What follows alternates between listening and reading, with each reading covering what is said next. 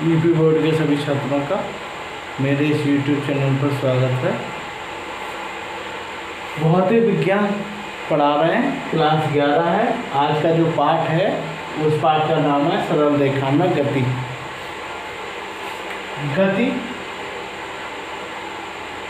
किसी वस्तु की समय के साथ स्थिति में होने वाले परिवर्तन को हम गति कहते हैं। मान लीजिएगा कोई वस्तु ए है, वो किसी समय इस बिंदु पर स्थित है और समय के साथ उसकी स्थिति में परिवर्तन हुआ और उसकी स्थिति जो है बी पर पहुंच गई। तो ये जो पथ के द्वारा जो समय के साथ उसकी स्थिति में परिवर्तन हो गया कि कुछ समय पूर्व वो यहाँ पर थी और कुछ समय बाद वो बिंदु बी पर पहुंच गई, इस घटना को ही हम गति कहते हैं। ब्रह्मांड में जितनी भी वस्तुएं आप देखते हैं उनमें जो गतियाँ होती हैं वो सापेक्ष होती है। सापेक्ष यानी कि आपके पास दो वस्तुएं हैं, एक वस्तु ए है और एक वस्तु बी है। अब इन दोनों वस्तुओं को हम ये कह सकते हैं कि दोनों ही वस्तुएं हमारी कैसी हैं, विराम में भी हैं और दोनों ही वस्तु हमारी गति में भी हैं। यानी कि इनकी स्थिति में परिवर्तन भी हो रहा है और ये विराम में भी है। जैसे सूर्य के सापेक्ष पृथ्वी घूम रही है, तो हम देखते हैं सूरज को तो हमें सूरज गतिशील दिखाई पड़ता है। अगर हम अंतरिक्ष से पृथ्वी को देखते हैं तो हमें पृथ्वी गतिशील दिखाई देती है। यानी कि एक वस्तु यदि विरामावस्था में है तो उसके सापेक्ष दूसरी वस्तु हमें गति की अवस्था में दिखाई पड़ती है। इसका अनुभव हम अपने दैनिक जीवन में भी कर सकते हैं कि हम किसी यात्रा में बैठे हैं तो हम स्टेशन पर जब खड़े हुए थे और ट्रेन गुजर रही थी, तब हमें जो है अपनी स्थिति तो विरामावस्था में दिखाई दे रही थी और ट्रेन की स्थिति जो है वो हमें गति अवस्था में दिखाई दे रही थी।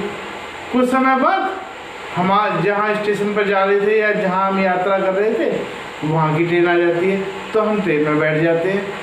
अब हमें स्टेशन जो है गतिशील दिखाई देता है और हमारी जो स्थिति है वो विरामावस्था में दिखाई देती है। तो हमारी जो गति है ब्रह्मांड में जितनी भी गति है वो सब सापेक्ष है। यानी कि हर एक वस्तु स्थिर अवस्था में और हर एक वस्तु गतिशील अवस्था में। जो गति है वो निम्न प्रकार की होती है। गति के प्रकार, गति जो है वो निम्न प्रकार की होती है। नंबर 1 सरल रेखीय गति,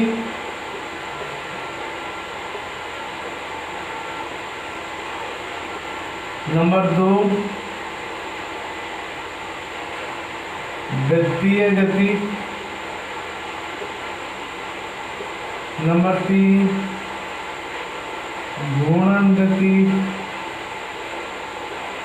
नंबर 4 कंपन गति, नंबर 5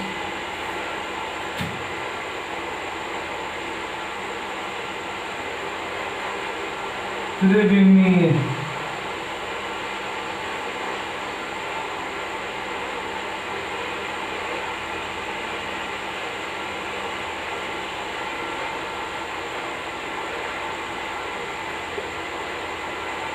ये त्रिविमीय गति है। इसका मतलब हमारे पास कौन कौन सी 3 अक्ष होती हैं। जैसे ये मूल बिंदु हो गया, ये एक्स अक्ष हो गई, ये वाई अक्ष हो गई और ये जेड अक्ष हो गई, है ना। तो अगर हम एक अक्ष पर गति कर रहे हैं तो हम एक विमीय गति बोलेंगे।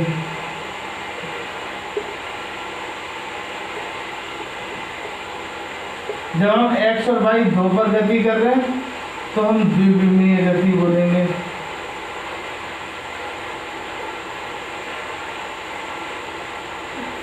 और जब हम तीनों पर गति कर रहे हैं तो हम त्रिविमीय गति बोलेंगे।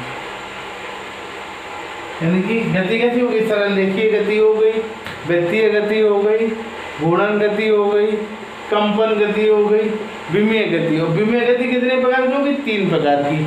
अगर एक अक्ष पर चलना है तो एक विमीय, एक्स और वाई 2 अक्षों पर चलना है द्विविमीय, एक्स वाई जेड तीनों अक्षों पर चलना है त्रिविमीय गति हो गई। ठीक, ये आपकी गतियों के प्रकार हो गए। अब इसके अंतर्गत हम पढ़ते हैं दूरी। इसमें पढ़ते हैं दूरी। दूरी क्या होती है? कोई भी पथ के दो बिंदु हैं, ए और बी, दो बिंदु हैं, और इन तक पहुंचने के लिए पथ की अधिकतम जो लंबाई होगी, अधिकतम लंबाई ध्यान रखेंगे,